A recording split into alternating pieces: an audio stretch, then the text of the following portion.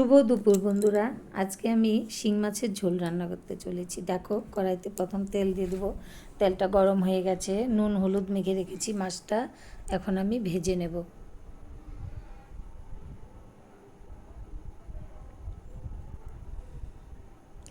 খুব বেশি ভাজবো না, একটু হালকা করে ভেজে নেব। দেখো আমার মাছ ভাজা হয়ে গেছে, উল্টে পাল্টে আমি এখন নামিয়ে নেব।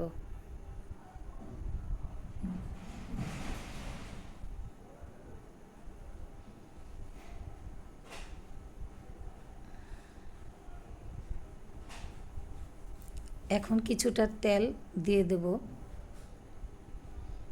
তারপরে এখানে আমি জিরা আর তেজপাতা ফোড়ন দেব।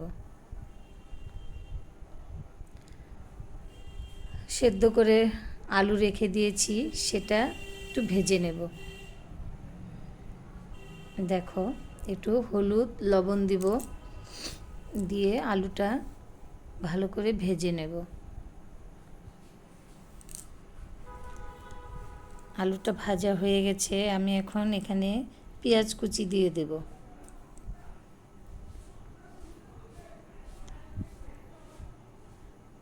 পেঁয়াজ কুচি দিয়ে আমি আরেকটু ভেজে নেব।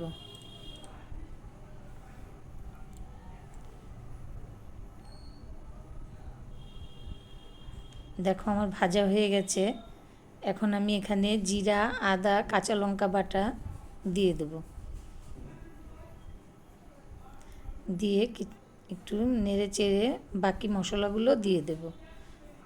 নুন, হলুদ, সামান্য পরিমাণে একটু মিষ্টি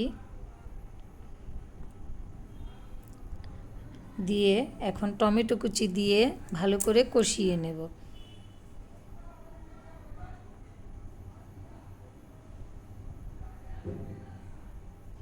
দেখো আমার প্রায় ভাজা হয়ে গেছে।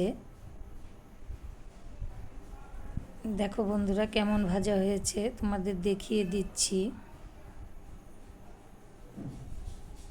দেখো ভাজা হয়ে গেছে, এখন আমি এখানে জল অ্যাড করব।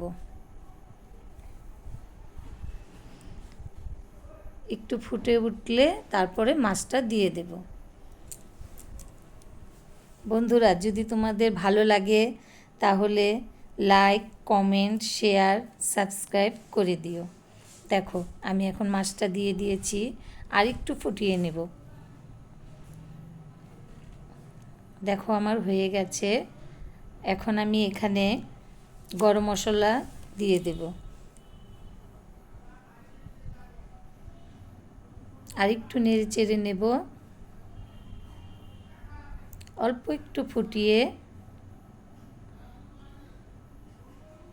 তারপরে আমি গ্যাসটা অফ করে দেব। আজকের রেসিপি এই পর্যন্ত। দেখা হচ্ছে পরের রেসিপিতে।